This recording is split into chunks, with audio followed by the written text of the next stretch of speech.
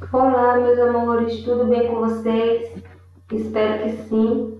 Estamos aqui para mais uma aula de ciências com a professora Joana e hoje estaremos com uma aula diferente do que vocês estão acostumados, né? Hoje vocês não estarão vendo aí a tia Joana, mas estarão ouvindo essa voz rouca, mas carinhosa. Tá certo? E o nosso tema de hoje será a classificação de seres vivos, né? Na verdade, a continuação do nosso conteúdo sobre classificação de seres vivos. E hoje eu quero deixar uma pergunta para vocês. Por que devemos classificar? É necessário mesmo organizar, colocar nome em todos os animais? Por que tantos nomes? Por que tantas regras? É necessária essa organização toda, gente? Hein? É necessária essa classificação, todas essas observações desses animais? Aí eu faço outra pergunta para você. Como é a sua casa?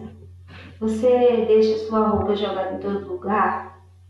Você deixa a geladeira lá na área de serviço, no seu terraço? Seu sofá fica onde? Fica no seu quintal? O seu guarda-roupa fica onde? Fica na cozinha? Não, né? Fica tudo no seu determinado lugar. Pelo menos é o que deve ser.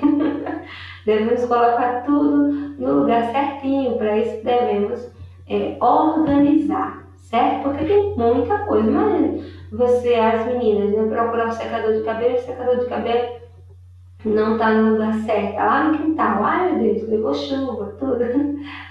Então, gente, não é diferente com os seres vivos, tá certo? Tem muitos seres vivos mesmo. E para isso, devemos organizar, devemos classificar eles, tá? Olha aí para vocês a importância da classificação biológica, né? Temos aí 4 pontinhos a ser observado, o porquê devemos fazer toda essa organização, toda essa classificação, tá?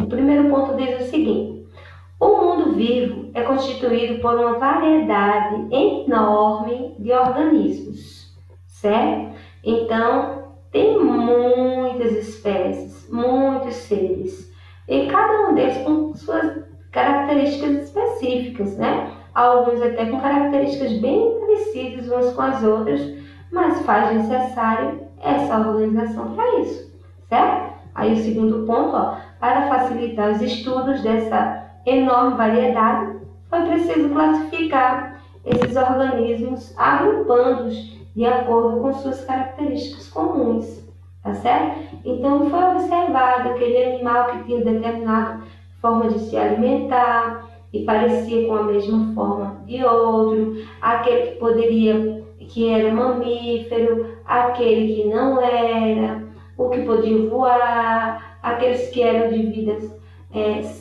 césseis, né? Aqueles que eram parados, né? Aqueles que se locomoviam. Então, gente, são muitas observações, tá? E para isso é preciso organizar, dar nome, separar esses em grupos, ok? Para compreendê-los melhor.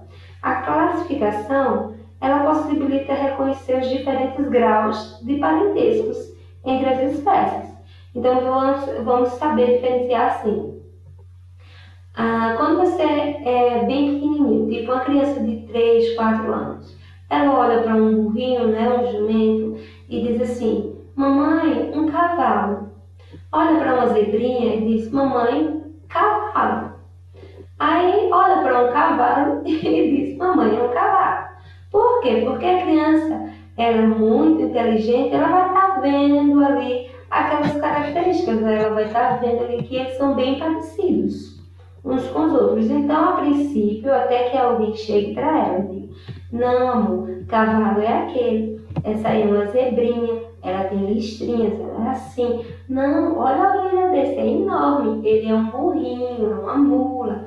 Então, até que chegue alguém para diferenciar por nomes e dizer que eles são assim, a criança vai achar que tudo é cavalo, tá certo? Então, a classificação ela possibilita reconhecer diferentes graus de parentescos, tá? Que vai bem além só dessas questões físicas que eu mostrei a vocês. Vai desde a fisiologia, tá? Vai bem além da anatomia, tá?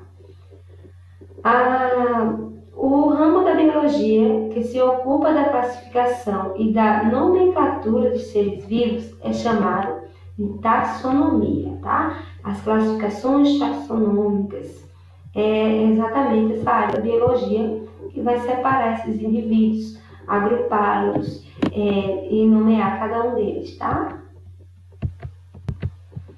E aí vamos ter um pouquinho da história, né? O histórico dessa classificação.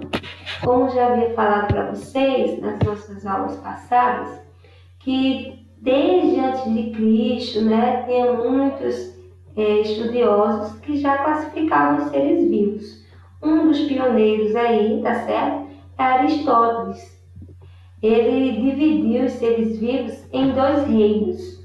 O reino dos animais, e aí ele fazia observação que tinha animais que tinham sangue, aqueles outros que ele considerava que não tinha, ou que era chamado sangue branco e tal. E o reino das plantas, que ele observava aquelas plantas que eram... Aí ele separava pelo ambiente, né? Se era aquático, terrestre e tal, mas o reino das plantas era dividido em dois reinos, tá certo? Devido às suas observações e seus estudos, que não foi descartado por essa outra pessoa aqui, ó, Carl van Linné, ou muito conhecido como Carl Linné, ou simplesmente Linné. Ele é considerado o pai da taxonomia no moderno. Por quê? Porque ele manteve, certo, na sua classificação o reino animal e o reino das plantas, de Aristóteles, mas ele fez estudos minuciosos, mais aprofundados, e aí ele criou alguns taxons, né? Ele é o criador da nomenclatura binominal, que nada mais é que separar a espécie dando dois nomes, né? Tipo Homo sapiens, né? E mais à frente eu vou mostrar essa regrinha para você, tá certo? Então, ele fez essa classificação, a classificação binominal, né, a nomenclatura binominal e a classificação científica. Ele separou esses indivíduos por taxons, essas observações por taxons. E o que são taxons, tia Joana? Taxons são esses pontos aqui, essas unidades aqui, ó. Linné, ele separou essas aqui: reino, filo, classe, ordem, família, gênero e espécie. Primeiramente, ele criou essas 5 aqui, ó, que são muito utilizadas até hoje, tá certo? Essas classificações.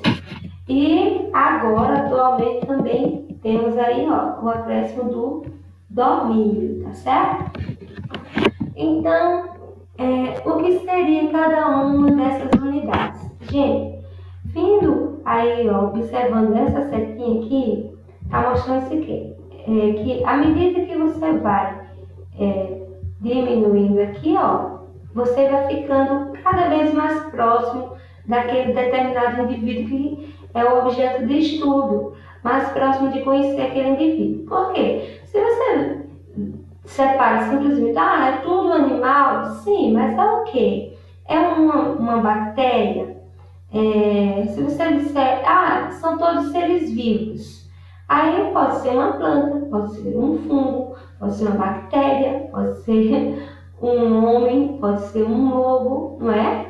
Então, ele começou a observar e separar esses indivíduos por unidades, certo? E essas unidades são chamadas de taxon, que vai aqui, ó, desde a menos abrangente a mais abrangente. O que significa isso? O domínio, ele vai juntar todos aqui, está se referindo ao domínio das eucárias. Então, tá, todos que estão aqui, lançado aqui, são, se eu falar, os eucárias, aqueles indivíduos que fazem parte do eucário, e não falar para você outras características, você vai apenas observar que são todos eucariontes. Pode ser qualquer um que seja eucarionte, tá certo? Aí você vai diminuir. Se você quer prolongar, aumentar o seu conhecimento sobre de que indivíduo eu estou falando, aí de repente eu digo, não, são os seres vivos que fazem parte do reino animalia. Aí você vai observar que são todos os animais. Você já vai eliminar aqueles que não são animais, né? Todos aqueles que não são animais, ó, foram esse grupinho aqui, ó, as plantinhas, tá? Eles foram separados, só ficou os animais. Aí eu digo, o ser vivo que eu estou falando, ele faz parte do filo dos cordados. Então, o que seria? Seriam todos aqueles que em alguma fase da sua vida, ele apresentou coluna vertebral, tá certo? E assim vai diminuindo. A classe dos mamários, você vai separar todos aqueles que são mamários. A ordem dos carnívoros, o indivíduo que eu estou falando, ele faz parte da ordem dos carnívoros. E aí vai ficar apenas carnívora. Todos aqueles que não são carnívoros foram descartados, ficou apenas os carnívoros, né? E pode ser um gato, pode ser um cachorro, pode ser um lobo, pode ser um urso. Aí você diz, não, mas aí, apesar de eu ter eliminado muitos indivíduos, mas ainda está faltando compreender quem é que a professora Joana quer que façamos essa observação, quem é o indivíduo que ela quer falar. Aí vamos observar então a família do indivíduo. Aí eu vou conversar com vocês, né? Ou o livro, né? Aquela pessoa que está estudando vai perceber que eles são da família Ursidae. Ou seja, se não for urso, não vai estar aqui, tá certo? Apenas quem é da família dos ursos não está aqui. Mas ainda tem muito tipo de urso aí, ó. Aí vai diminuindo, tá chegando mais perto de quem é o indivíduo que eu quero falar. Aí tá aqui, ursos, né? Todos aqueles que fazem parte do mesmo gênero. Aqui, e o que seria, Joana, indivíduo que tenha o mesmo gênero? Lembra quando eu falei do cavalo, quando eu falei do jumentinho, quando eu falei da zebra? Eles têm umas características muito próximas, muito parecidas. E nesses indivíduos, exceto o ser humano, que é separado do gênero feminino e masculino, quando se trata dos demais animais, o gênero ele vai se referir àquela característica idêntica, né, ao outro, tá certo? Eles são muito próximos uns dos outros, são muito parecidos, tá certo? Então, chegamos aqui, ó, a nossa menor, mas que é a base do início do estudo aqui, que é a unidade menos abrangente, porém muito importante, que é o ponto de partida, que é a espécie.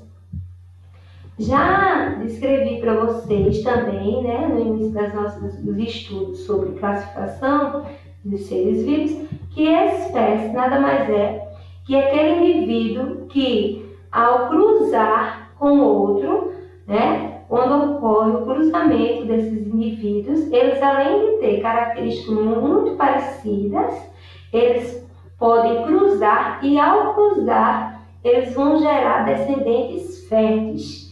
Se gerou descendente fértil, ele é da mesma espécie.